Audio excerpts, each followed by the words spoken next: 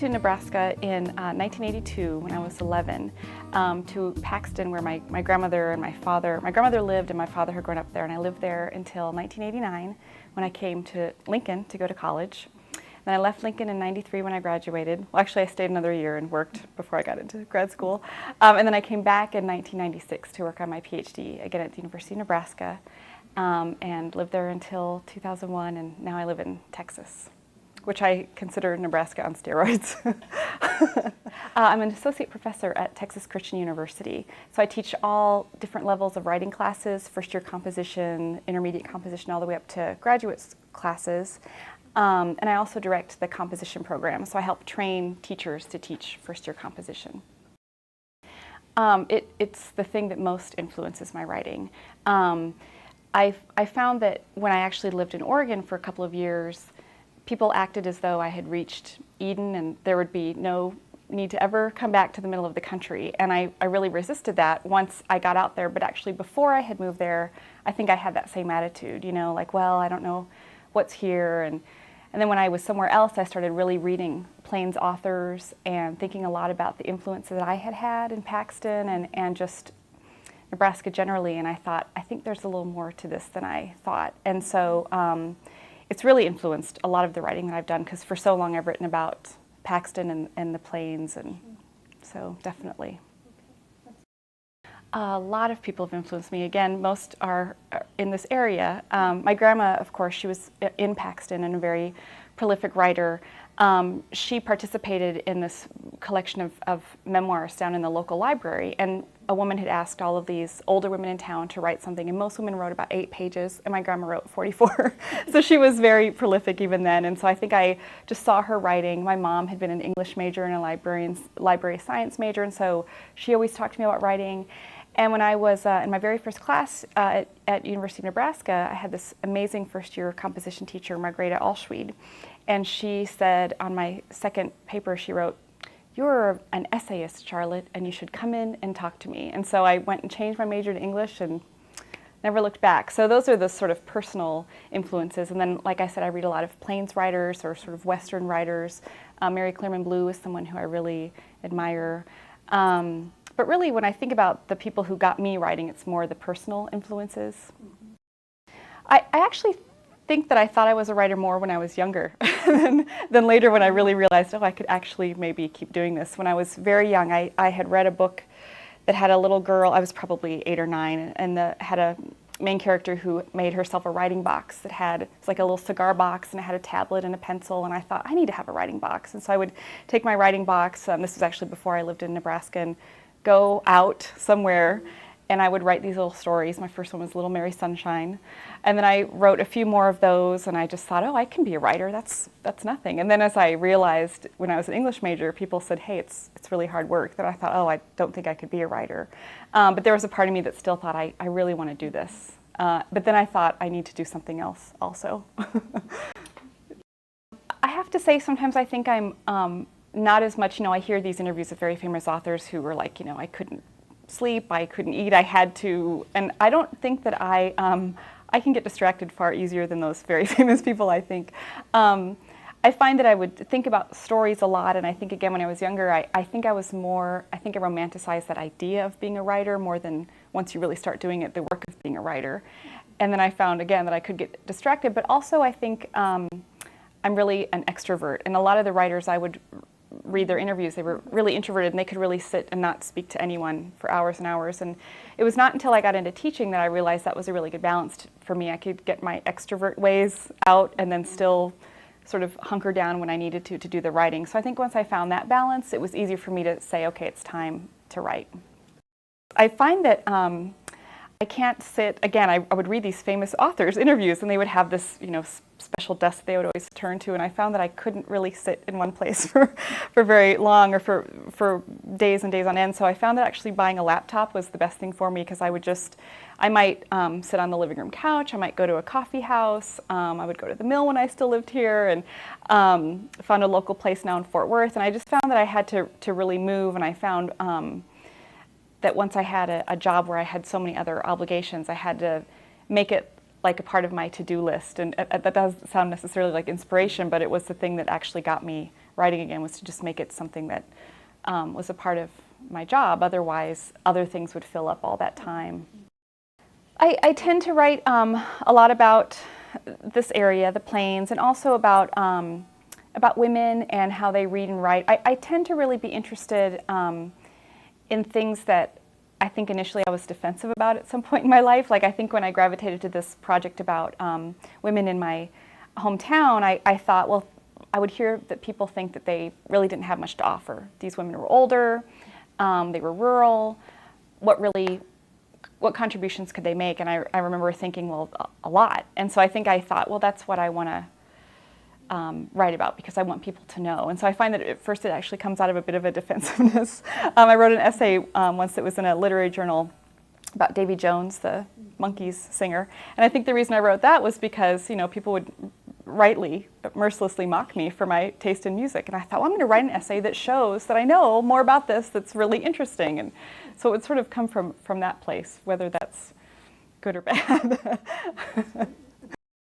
I find that now I have to be adaptable. When I really have time, like in the summer when I can make my time more my own, being a professor, I find that it's easier for me to do the sort of daily kinds of work, like answer emails or things like that first, which really goes against a lot of the advice to write first.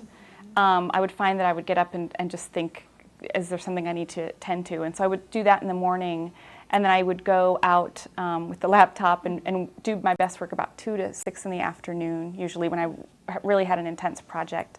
I used to think I would get a lot more done when I had a whole day, but again, that doesn't really work. And you've probably had a lot of authors say that. I find that what works best is if I think of really 4 hours as a full-time day for writing. By the time you've sat through things and really been productive, that now is to me a great day. If I get 4 hours of real writing work done, that's a big day. My voice is colloquial. I try, I mean, this sounds very cliche, but people have read my stuff and say, oh, I feel like I'm in a room just sitting and listening to you. Like it's very similar to how you would sit and talk. Since I also have to do sometimes more academic writing for the job as a professor, I find that I have to sort of maneuver the style depending on the kind of project. But and I like to be funny in my writing, but you can't try too hard or then it's just really not funny. So I just think, well, if it comes out, it comes out, but I'm not going to try too hard or just will fall flat.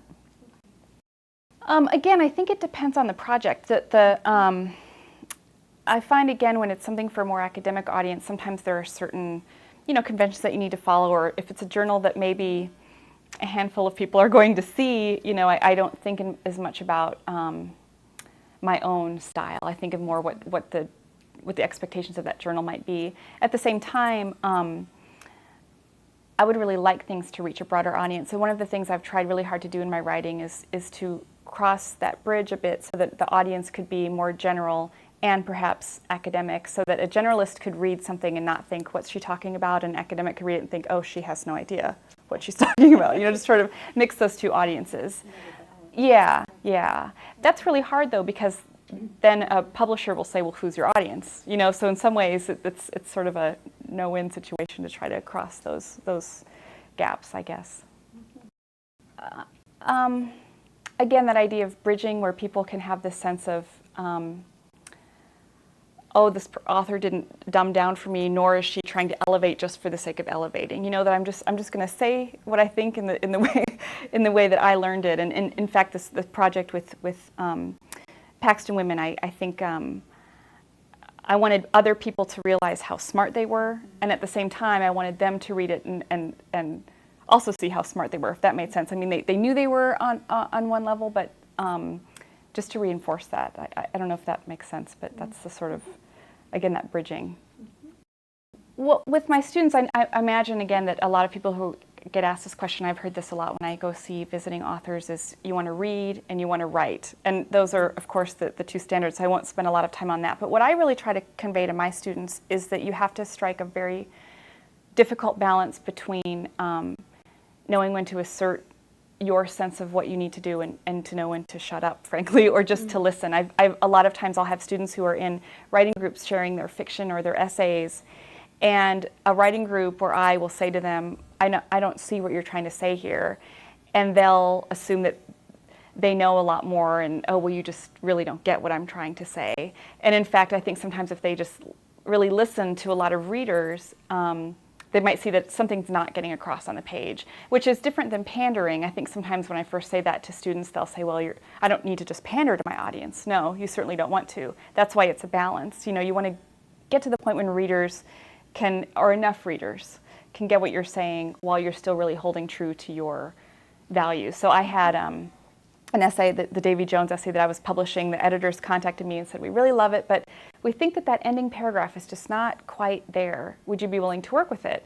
And I thought they were right. So it wasn't an issue of, oh, I have to, you know, challenge my ideals of writing. It was just like, yeah, they're right. I'm going to work on it and send it back. So that's a small example. And if they'd asked me to do something like make it about Mickey Dolenz instead of Davy Jones, I could have said, no, I will stand by my ideals. So I think that's the best advice, is to know really when to listen and not assert your own sense of what you wanted your vision to be, but see what readers really say that it is.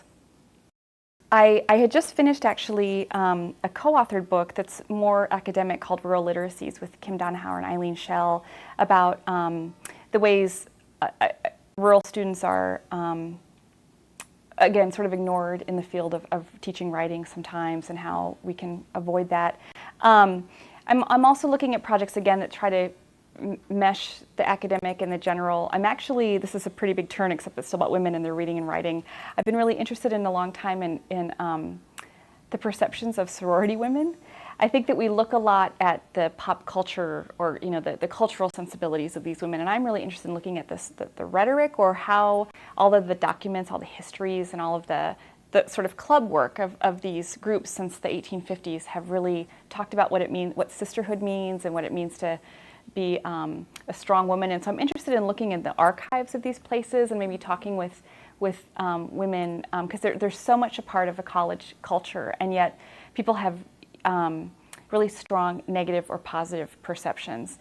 And I'm really interested in seeing what's behind those perceptions, and what messages are being sent. Not in the media, or not by the immediate students themselves, but what they're reading in the histories of these different women's clubs, basically, is what a sorority is in the heart of it, or what it was designed to be. So that's a sort of different angle, but still looking at writing and reading and how it's impacting women. And then I hope to still write essays and still work on short stories, in a way that I can hopefully build towards collections. But that part I'm just sort of cobbling through now that these other big projects are done. Good evening. My name is Meredith McGowan. I am the curator of the Heritage Room, and I'd like to welcome you to the Heritage Room and to the John H. Ames reading series. We're pretty excited that this series has been around for more than 20 years. And actually, this particular reading is the 171st. And you're here to enjoy it, so that's great. Thanks for coming this evening. We're here in the Jane Pope Geske Heritage Room, which is a special collection. It's dedicated to promoting and preserving works about Nebraska authors and by Nebraska authors. We have about 13,000 volumes here, and of course other memorabilia on the walls and around. So we also have an author, Lauren Isley, who has works in this room. And if you look behind me, you'll see quite a display of his things.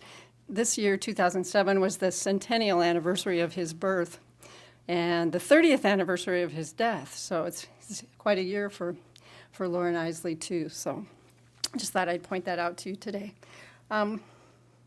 We'd also like to have you come back to the Heritage Room sometime when you can look around a little bit and enjoy the things that are in here. Open kind of limited hours, but from 12 to 3 on Tuesdays through Fridays, and Sunday afternoon from 2 to 5. So I'd like to see you come back sometime then. We'd also like to thank the Nebraska Literary Heritage Association, because we're able to bring special programs like this one to you through an endowment that was established through their volunteer efforts. Tonight, our reader is Charlotte Hogg. And from the information she gave me, I'm kind of thinking she's maybe doing a tour of the United States, because she's been up north. She mentioned Minnesota and North Dakota, and then she came down to the heartlands, and she spent time in Nebraska, in Paxton and in Lincoln. And then she went out west to Oregon, I believe. And now she's down south in Texas. So I'm thinking maybe her next move is probably back east, right? That's the only direction she hasn't gone. So we'll have to watch her and see where she goes. Maybe she'll stay south. I don't know. Anyway, let me see. I've kind of lost track now here. She does have several degrees from the UNL, and a bachelor's degree and a PhD. And then she also went to Oregon, as I mentioned before, Oregon State, I'm sorry, for her master's degree. So that's when she was out west. She is currently an associate professor at let me get the right, Texas Christian University. I don't want to say the wrong thing here. Anyway, she writes both creative and research-based nonfiction and fiction as well. She co-authored a book called Rural Literacies, and she's also published a book with the University of Nebraska Press that's entitled From the Garden Club, Rural Women Writing Community. And I'm sure that we'll probably hear more about the Garden Club this evening. So we're excited to have Charlotte here with us. If you'd help me welcome her, I'd appreciate it.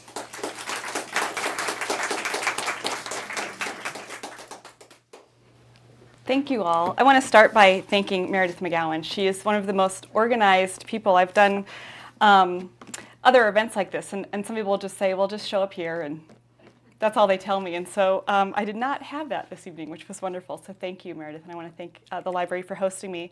I also want to thank you all for coming. This is sort of like, this is your life. I have friends and family from all eras of my life, so thank you all for coming out.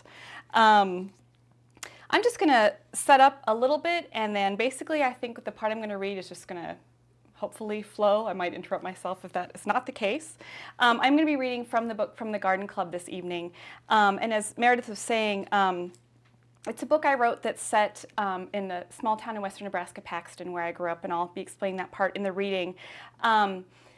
It's a project that was originally my dissertation that I revised into a book where I studied more formally women that I'd really been studying when I lived in Paxton as a younger girl. I went and interviewed a lot of women who were in their 80s, 90s, and even a woman who was 100. She was born the same year that Jell-O was invented, which she liked to remind me when I interviewed her. And I interviewed them on their reading and writing lives to just get a sense of the things that really shaped them in western Nebraska, because what I learned when I was in graduate school is that I was learning all these wonderful things about women and their reading and writing lives, but it didn't always match the things that I had seen when I was growing up in my hometown, things that I thought were really amazing contributions by women that, frankly, I think had just been somewhat ignored. So I wanted to hopefully write some sort of corrective for that was the best case scenario. So I think that might be the only setup you need. And like I said, I'll just interrupt myself if that's not the case. What I'm going to read from tonight is the very brief preface and then sections from the second chapter of the book called Settlement, which really sets up Paxton and the women better than I could just describing it. So the preface is called Hybrid. Fall 1996. Moonflowers, fragrant night-blooming white flowers, were the first ones I remember Grandma naming as we sat in orange metal chairs near her flower garden. The bright colors that filled her backyard like a gigantic bouquet reminded me of the clothes she wore, slacks and blouses in pinks, purples, and reds. I never had the desire to grow things. Grandma seemed to have passed it on to others. Shortly before he died, Granddad began experimenting with hybrid irises. My aunt creates ornate floral designs in Brazilian embroidery, and my dad pulls seed pods every fall. It's as if those closest to Grandma can't help but see lilies and tulips when they close their eyes. But what I see is Grandma, bending over weeds in her backyard, stopping to reapply her 30 SPF sunscreen or drink a glass of water from her beige plastic cup. Rather than reach into the soil myself, I am content to appreciate her art, watch her talk to toads as they lunge away from her. I think about this now because Grandma is sick and won't be searching seed catalogs this winter. She cannot work in her garden anymore, maybe never will again. She guided her walker, one of those high-tech triangular ones, to the back window when I visited last summer and said, "It's unmanageable." Then, without judgment, "You probably can't tell which ones are the weeds and which ones are the flowers, can you?" And I thought of her going to bed at night, so aware of the messiness beyond her walls, wanting to thin it out and feel dirt, worms, and weeds. I walked outside and sat on the back step facing tall, blooming stalks, squinting through the dense leaves. She was right, of course. I couldn't tell. Spring 1998. Grandma has been in Centennial Park Retirement Village, North Platte, for 1 year. A month ago, after the diuretics rid her of 10 pounds of water she was retaining that made her heart strain, the nurse told me they hadn't expected her to live a month in the nursing home. We had to sell her house, the one Granddad built. I wish I could say I transplanted mums and peonies to Lincoln and patted them into the dark soil and that my fingers were home there. I didn't take anything from her yard. I do have the cedar chest she got for her 16th birthday in my bedroom now. I have the Keith County Centennial commemorative plate she's sure I wanted. I have her writing. My parents have her rocking chair, bureau, boxes of papers. My aunt has photographs, my brother a gunstock table. Tables in Lincoln, frames in Paxton, Grandma in North Platte. The pale kitchen curtains were left in her house. Last summer we pulled weeds from her yard. Gloved women from the garden club Grandma founded brought boxes and spades to the backyard for removing perennials, excavating until only shrunken stems and dry dirt remained. I drive the 4 hours to see Grandma. I'm feeling guilty because I can be outside whenever I wish and offer to take her for a ride, but her stomach is upset.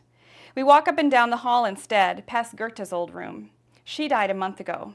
Grandma had known her for over 70 years, since high school when they played basketball together in Bloomers. I am much more sentimental than Grandma. I have trouble accepting the cycle, but she has always been orbited by budding and withering. She rarely spoke of her baby who died just after birth, the one I am named after. And when we have to tell her about one more death in Paxton, she nods as if she already knew. Today she surprises me and says, I miss Goethe. Her voice was so quiet I couldn't hear her anymore. But I would walk into her room just to say hi anyway. I want to take a deep breath. I want sweet air and the hum of bees for her. I give her shoulder a squeeze and slow my pace to hers, trying to match her step. And then everything else I'll be reading is from the second chapter, Settlement. Without the railroad, it's unlikely my hometown of Paxton would have existed at all.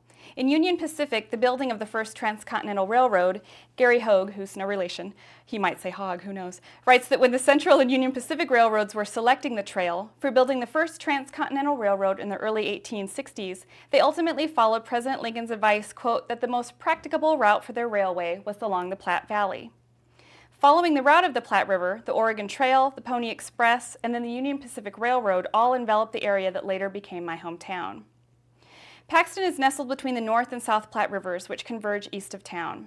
To the north are the Sandhills, the expanse of dunes, 20,000 square miles, considered some of the best cattle country in the world. The town itself is 1 mile from Interstate 80, which, like the first transcontinental highway, the Lincoln Highway, largely follows the Platte River Valley. When I pull off the ramp, I see the town cemetery to the south, then drive the mile north into town. Crossing the tracks, I see the town depot, the same one used by Edward Searle, who founded the town in 1867.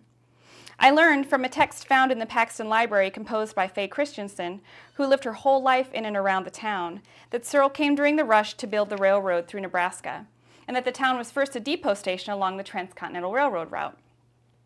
Within a year, the Union Pacific men had surveyed, graded, and laid track throughout the state of Nebraska.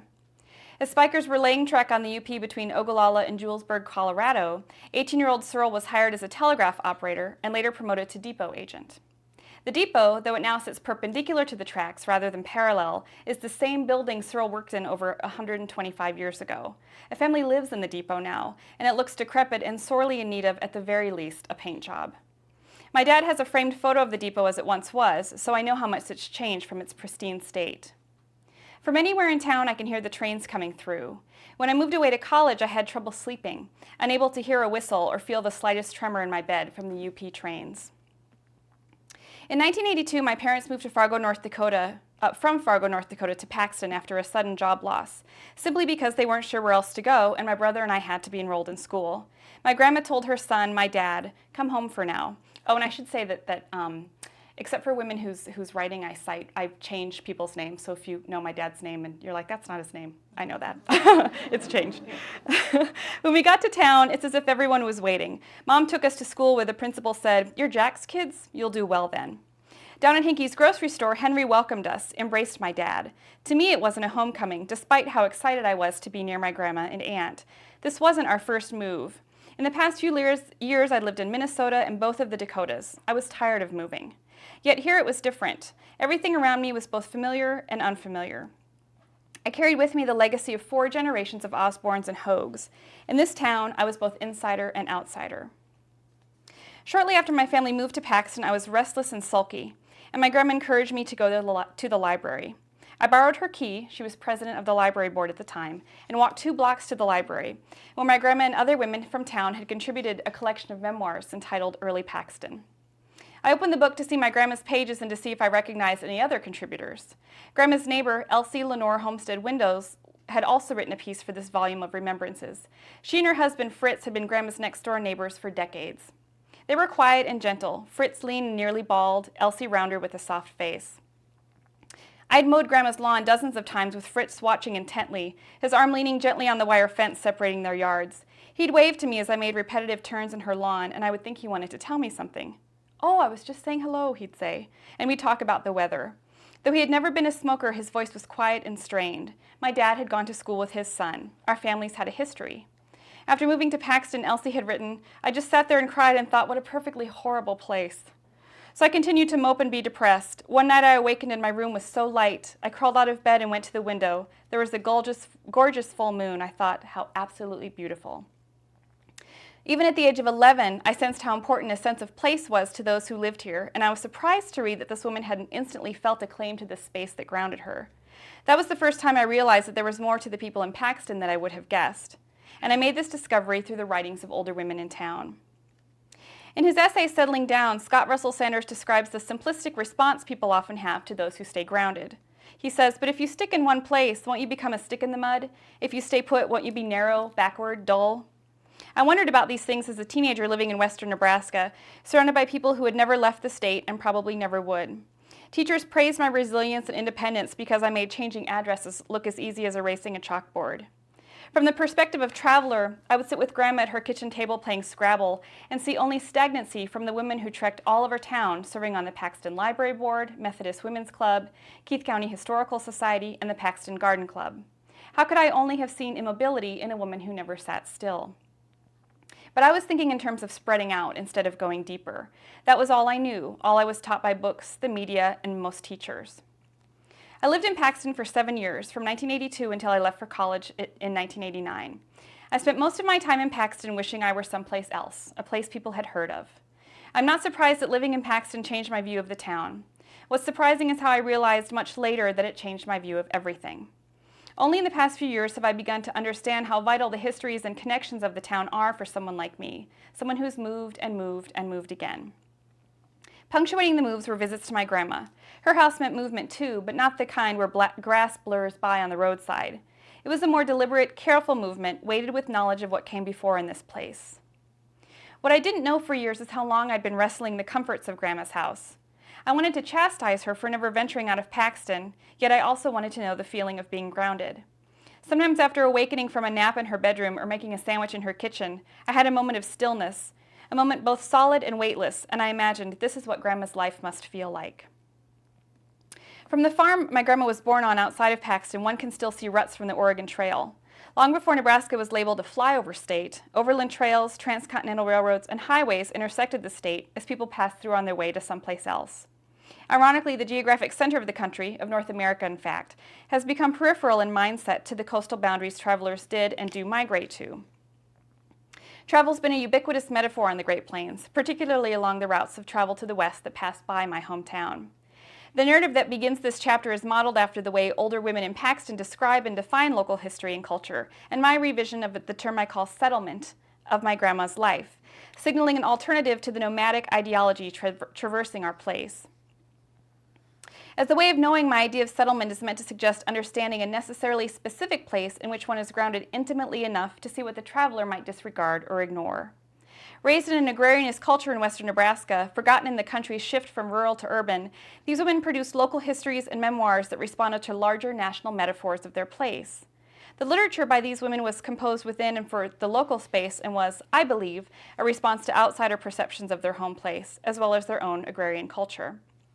When I first discovered how many essayists had written about the Great Plains, I approached their books with the same expectation I already have, meeting a distant relative, a stranger who already knows all the family secrets.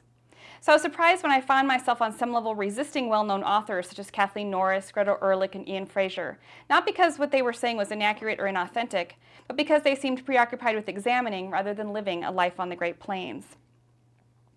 The women in Paxton grounded themselves in space and time through their writing against everything moving around them and past them. They provided the town, including me, an alternative way of knowing and being and understanding our local world. Regardless of, and perhaps in response to, outsider perceptions, these women had an authority in lived history. They wrote their world within and against the national landscape and had knowledge that younger generations simply could not have. And they lived through those events as non-travelers, thus providing a specific history others could not lay claim to. Within a larger culture, my generation was taught that to be a traveler meant to be a success. To stay in one place was perceived as a failure. Through writings of older women in Paxton, as well as conversations about that writing, I learned another way of knowing that valued settlement amid travel. The women constructed their town within the ideology of travel that surrounded their place. From them, I have learned to define and defend my homeland.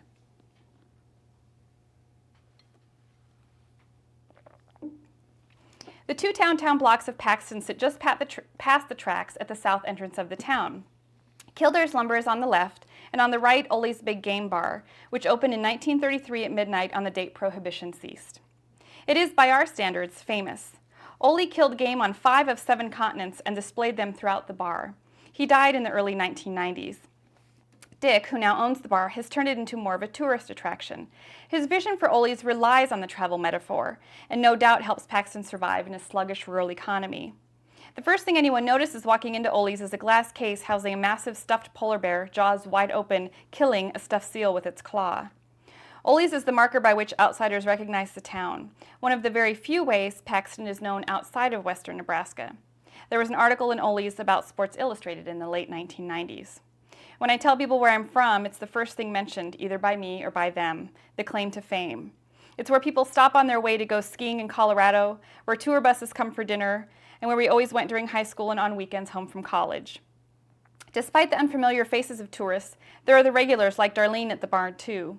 And 2 doors down at Swede's Cafe, also acquired by Dick, one can find the real bar, smoky, dirty, and sometimes rowdy. Juxtaposed with the settlement found at Swede's through the regulars, Ole's is the symbol of travel for the town. Ole's story is one of world travel, and those who travel on the transcontinental interstate system might stop for a burger or some Rocky Mountain oysters. It is our significant feature and keeps us from being just any anonymous small town, at least to us. For a while, Ole's was not the only famous eatery in town. Garnett's Cheetah Cafe has been gone for years, but the bar was supposedly featured in an episode of Real People in the early 1980s that never aired. I barely remember the woman who owned the cafe, a reminder that even though I'm in some ways an insider, I am not one, quite. Her bar used to be where Swede's Cafe now sits. Before it became the overflow from Ole's, Swede's was where farmers and ranchers would sit to have their coffee. When it was Garnett's Cafe, booths were set up in the north wall designed to replicate the exterior of the side of a Viking ship. By the salad bar was a life-size statue of Jesus, hands extended, holding bowls of salad dressing. A horse collar hanging on the wall was the frame for her husband's picture. The owner was a stout woman who dressed in tight miniskirts, donned a large black wig, and wore massive amounts of blue eyeshadow. The dance floor of her cafe had a picture of her face on it. I heard a rumor that she wanted to be like Cleopatra, or actually believed she was Cleopatra reincarnated. I'm not sure. What I'm sure of is that she and the cafe are still important in the town's construction. Like Ole's, Garnett's Cafe brought notoriety, if only on a small scale. On the other side of Main Street, which I found out only a few years ago is actually named Oak Street, are the spaces of settlement. Across Highway 30, the old Lincoln Highway, is Hinkey's grocery store. Rural people know the grocery stores are the last vestiges of the thriving or at least surviving villages on the plains. Like many grocery stores in rural communities, Hinkey's has been family-owned for 3 generations. In recent years, it has expanded from 5 aisles to 7. Hinkey's exemplifies what I think of as settlement. It is a hub of social activity when open, but it is a local site that concentrates on the town itself. Walking into Ole's these days, after Dick has successfully advertised to travelers, locals may no longer recognize some of the people eating during peak dinner hours. At Hinkey's, I know people I see in the aisle and will expect to see Cindy at the checkout and Darlene and Max in the back at the meat counter. Hinkey's is where I stop when I get to town to let people know I'm home, and where people find out news and gossip. At the grocery store, we could run a tab for our food. Hinkey's is the stage for many of the interactions that signify the life of settlement in Paxton, one devoted to investing in local space, particularly the social aspect of small town life not usually recognized, and agrarianist images of rural Nebraska that focus primarily on the physical landscape itself. Across from Ole's on Main Street, the old Paxton Public Library was a purveyor of settlement. Since 2002, a new library has been built that I hope will become as rich a space as the one it replaced. But what I still conjure in my mind's eye is the old library. This space was the opposite of the town's attractions for travelers across the street. It was more intimate, more easily recognized as a space for insiders, even given the fact that this was a library, a window to the world through books. The old library, about the size of a large living room, had been updated with new carpet and a revamped children's book area, and a librarian was hired for 7 hours a week. Before that, volunteers, nearly always women, sat behind the desk of the library. To the right of the door were magazine racks, to the left, the librarian's desk. To the left of that was the children's section, its own little square area of books, but not quite separate. Adult fiction, with one section for nonfiction and Nebraska history, made up the rest of the selection. A table that sat in the middle of the room needed to be moved during story hour so that kids had room to make a circle. There was no need for the Dewey Decimal System or a computerized card catalog. Poster board with stenciled letters separated the F authors from the G. And instead of volunteers issuing library cards, 2 recipe card boxes sat on the desk filled with index cards. Names and dates were carefully written in. Anyone could see who had checked the book out beforehand. Next to the back door was the storage closet with brown drapes for a door, which held scrapbooks of official town photos, high school annuals, and historical documents. There was a bathroom, but only since about 1985 do I remember there being a phone. Around the turn of the century, the board purchased a computer with internet access and started a Friends of the Library group. My cousin Liza is president of the library board, just as my grandma was for years and years. When I moved to Paxton in the 1980s, my grandma had a key to the library, and I went anytime I wanted to. In high school, my closest friend Robin and I would sometimes order chicken strips from Ole's and sneak our meals across the street to have the library all to ourselves. It smelled musty and old, just as a library should, and I would find Hardy Boys books from the 1940s with my dad's name on the book card. We would sit at the table in the middle of the larger section of the library, the literature section. We'd open our styrofoam containers to let the steam escape and begin to visit, gossiping about girls in our classes and boys we liked. After eating and catching up on such pressing information, we would get up and look through the books, talk about people whose names we saw on book slips, and rifle through the recipe card boxes to see what people from school or church had been reading. We might peek out the window to see who was coming in and out of Ole's, hoping no one thought the lights meant the library was open. Our plan was to say we had borrowed the key to do some research for a paper we were working on, because the alternative, confessing that the artifacts of the library fascinated us, was not cool. Everything surrounding us was historical, it seemed, a notion later verified in the 60th anniversary article my grandma researched and wrote for the Keith County News. She writes, "Ice cream socials, food sales, and plays were given to help raise money needed to buy books and supplies for shelving. Many women were found to be handy with hammer and saw, while others lent their steady hands in holding boards and nails in place." Both the old and new libraries have been and still are a site where literacy was most present, most audible, and most obviously controlled by women in Paxton. Inside the old library, I found scrapbooks in the corner atop the shelves, nearly scraping the ceiling, filled with newspaper articles, weddings, obituaries, and sporting events. I also found in this dusty corner a guest book from the 25th anniversary of the library in 1967, with signatures of people long since passed away. My granddad, uncle, great-aunt, even my great-grandfather. And there were pictures of the charter members, many of whom I couldn't recognize with dark hair instead of gray. Through literacy documents, Robin and I could take tangible hold of the past, acknowledge the generations here before us. By watching and participating in the activities of the women who produced some of these documents, we had access to a lifestyle of settlement, women deeply committed to sustaining social structures of their local site. I know I risk sentimentalizing by focusing on the old library, and I don't want to suggest in any way that Paxton should stay in the past. I'm excited by the new space for the community, especially since the sullen librarian from a nearby village, whose face seemed to fall a bit every time I came through the door, has been replaced. I always assumed she thought something like, "There's that Hogg girl acting like she owns the place." And I did. I don't blame her for the barest hint of a smile she always gave me. It was the feeling of being grounded that I got from the library, from my grandma, and I hope the new library will continue to foster that. I imagine the old scrapbooks will be dusted and more carefully preserved.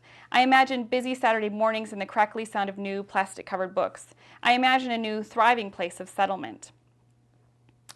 With a few exceptions, the older women I talked with were born around Paxton or moved there when they were children.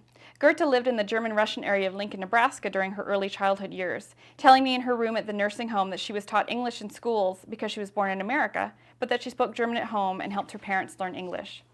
For much of their education, however, the women in my study learned in country schools and then in high school in Paxton. These women, nearly all of whom were born in the first and second decades of the 20th century, achieved more education than their parents, which is typical of literacy trajectories in this country. In Germany, Goethe's parents had the equivalent of American elementary schooling. Clara's parents attended school until the 8th grade. Faye's mother had 1 year of college, and Grandma's father had only 3 weeks of school. Still, literacy was quite present in their homes. Most of them described to me that books were not readily available. My grandma remembers the neighbor who had many books and would let her come and borrow and return them, for which she was grateful. Gerta described her dad reading westerns. Magazines and local newspapers were more common reading materials, and many families had farming magazines such as Successful Farming, Nebraska Farmer, or Farmer's Life. The most common magazines mentioned were Youth's Companion, Kepper's Weekly, and McCall's. The women in my study remember that one parent wrote letters to relatives and sometimes read the newspaper or the Bible aloud in the evenings for the whole family. My grandma said that as she got older and had more schooling than her parents, she became responsible for writing the family letters. Many of the curricular details have been forgotten by the Paxton women in regard to country school and high school. While those details seem to have escaped from their memories, the women remember certain things from their days in country school, and some wrote about them in their memoir for early Paxton. My grandma describes country school in detail in her text. She says, "The school is 2.5 miles southeast of our home, but by cutting across the pastures we didn't have that far to walk. This was the typical one-room schoolhouse with a pot-bellied stove in the middle of the room. 3 persons could sit at one desk. They were lined up against the east and west wall, facing the south, where the teacher's desk, the blackboard, and the recitation bench were located. In the back of the room, in one corner, were piled the coal, and the other the cobs. We carried our lunch to school in syrup pails. There was no drinking water. I learned words by the teacher writing a word on the desk and then giving me corn to outline the word with. The enrollment in school was very small my first year, but about 1916 to 18, several large families moved to the area and another schoolhouse was built. More social events were held, such as Christmas programs, box suppers, and spell downs." The women also remember little about the daily lessons from high school, but they do remember very clearly boarding in town during the week if they lived out in the country. My grandma kept artifacts from her high school days, such as valentines and autograph books filled out by members of her class. Most of the women described liking school but not enjoying history, later a favorite subject, and creating histories became a huge part of the work they did for the town, perhaps in part to try to create histories that were more engaging than those they had trouble remembering from school. As Clara put it, "I didn't like it when I had to memorize dates and that sort of thing. I didn't like history until I was an adult." Aside from penmanship and book reports, Paxton women remember little about writing in school and virtually nothing on receiving any feedback on their writing. After high school, there were 2 paths that merged into one, teaching and marriage. Again, nearly all of the older women in my study taught for at least a year after finishing school and quit upon marrying within the first few years. At that time, women were usually not allowed to continue teaching at country schools once they were married. As Gerda told me, "Well, farmers marry teachers, and I haven't seen one yet who didn't marry a teacher." I can't mention these women's earlier lives and not include the influence of their husbands. Nearly every older woman in my study defined herself not only as a wife and mother, but also as the lead in a great romance of the 20th century. At the time they spoke to me, most had been widowed for well over a decade, and some of their reverence for their romances may have been born out of nostalgia. Nevertheless, there was a narrative of destiny in their descriptions of finding their mates for life. I grew up listening to my grandma talk about my granddad in ways that later in life seemed to reach mythic proportions. My granddad died when I was only 9 years old, but the way he has been defined to me is as someone patient, kind, responsible, honorable, quiet, and wise. Don't see a lot of people like that anymore. In one of our recorded talks, Grandma said to me, "My husband never put any obstacles in my way of anything I ever wanted to do. If he didn't think I should have done something, I never knew it." But I can also remember when she mentioned to me that Granddad didn't like her working at the school cafeteria, so she quit. And then there is their story. Grandma tells me she knew when she was just 9 years old that she would marry Granddad, who was 18 at the time. They began going steady when she was 16 and were married just a few weeks after she graduated high school. During the course of meeting with other women, I learned that my grandma's story was not all that rare. Gerda told me about meeting her husband. This is a quote from our interview. "And why, Charlotte, just think, I chose him when I was 12 years old. He had 6 brothers, and he was the oldest, and he was 18, and I had my eye on him when I was 12. And it was such a coincidence. I think about it now since that's all I can do anymore. We'd meet at dances. He had grandparents with him. And when I was going to university, we ran into each other on the street and started visiting with each other. And then we'd date different people again and got home, and pretty soon we'd start meeting at dances more. And then we just started dating casually, and then finally it grew serious. And to this day, I don't know whether he proposed or not, but I said yes." During the early years of the older women's lives, they did not devote as much time to their involvement in community clubs and groups, with the exception of church, because the demands of family, and in a few cases working outside the home or ranching, kept them so busy. Many said they just didn't have the time or energy to read or write the kinds of literacy documents they later contributed to the library or church in town.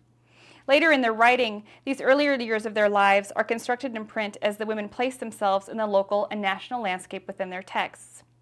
In her memoir down at the library, Grandma dwells on memories from childhood and early adulthood. Her narrative is composed of place-bound stories that emphasize the everyday, such as, if you played basketball, you furnished your own suits.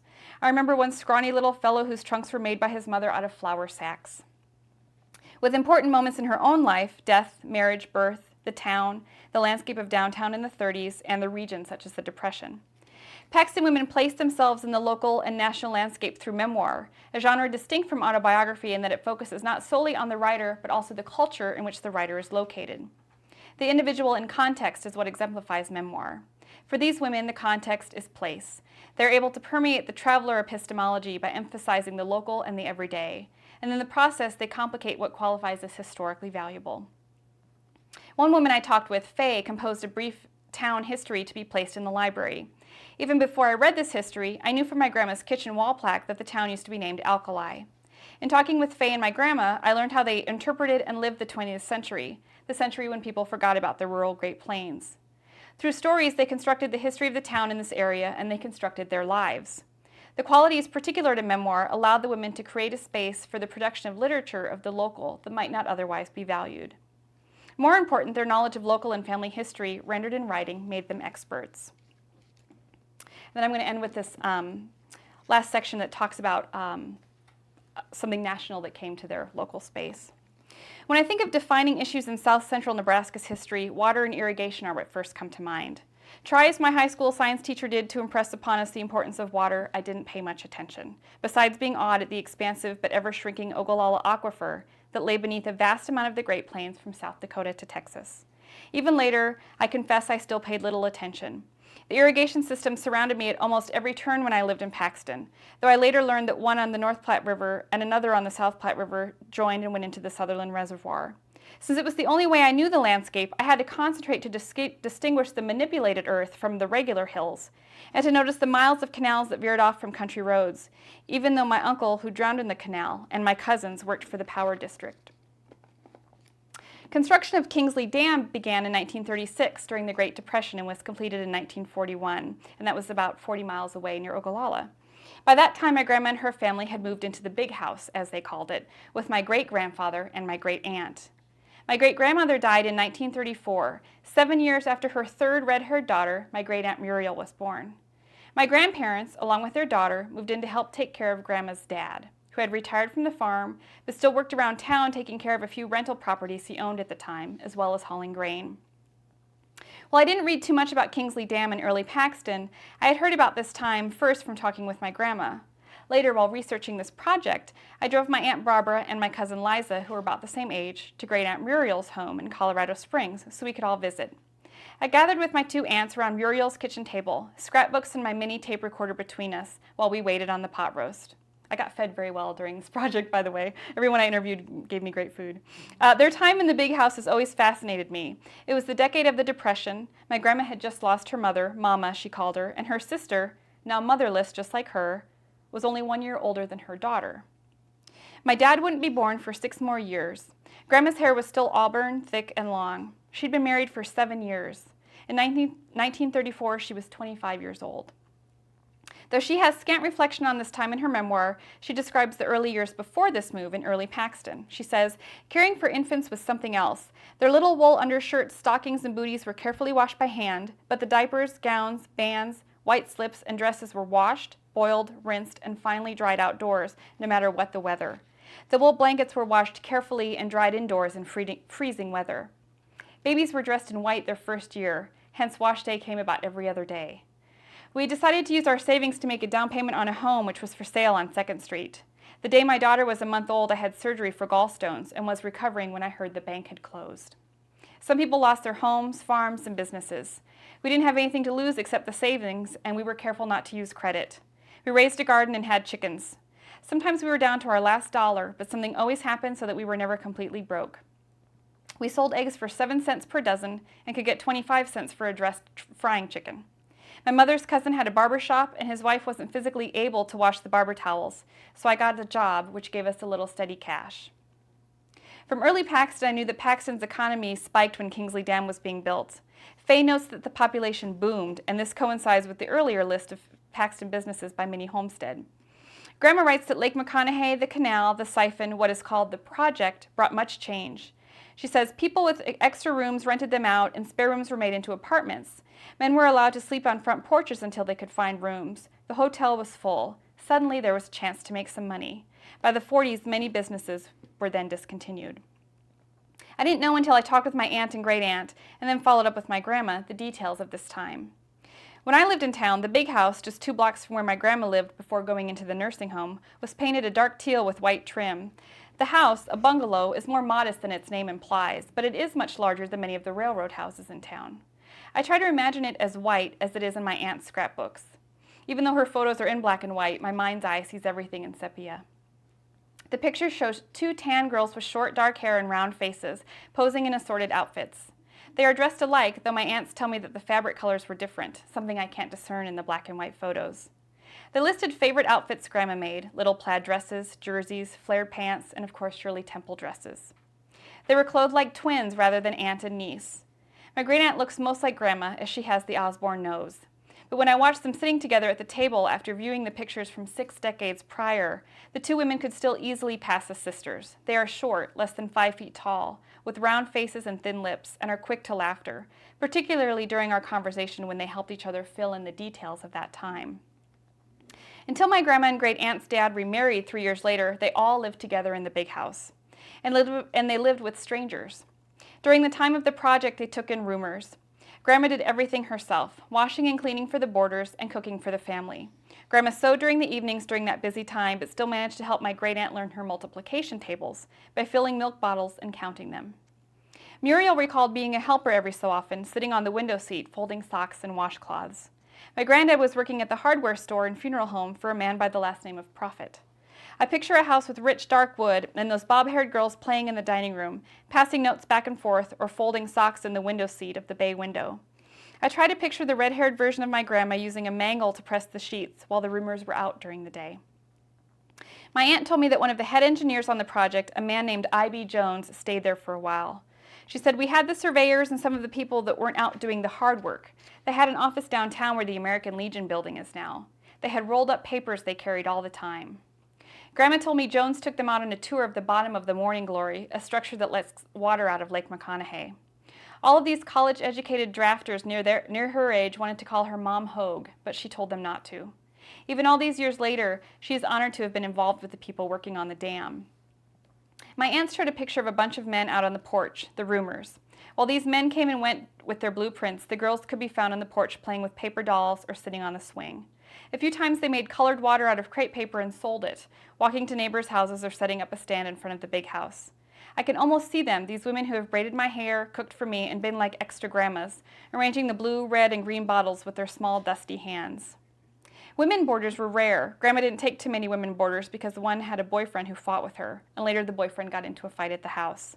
They were standing in the front yard, and Grandma went to see what the commotion was, forgetting she had a hammer in her hand. She said she told him to quit using profanity and that he quickly obeyed, and, she tells me while giggling, she looked down and saw the hammer still clenched in her fist. Great Aunt Muriel explained, sometimes men would bring their wives and Mom had to put up with their stockings being hung in the bathroom to dry. Another woman boarder didn't trust herself with money and gave Grandma all her wages to keep for her so she wouldn't spend it all. When Grandma talked about taking in boarders at the big house, she shakes her head in wonder as though she can't believe she's describing herself. We worked so hard, she said, without a hint of resentment. I like to think that through her, travelers who lived in western Nebraska during the project, perhaps in relaxing and chatting on the porch after dinner, got to experience settlement, even for just a short time, before they passed through the state for the next job. Thank you.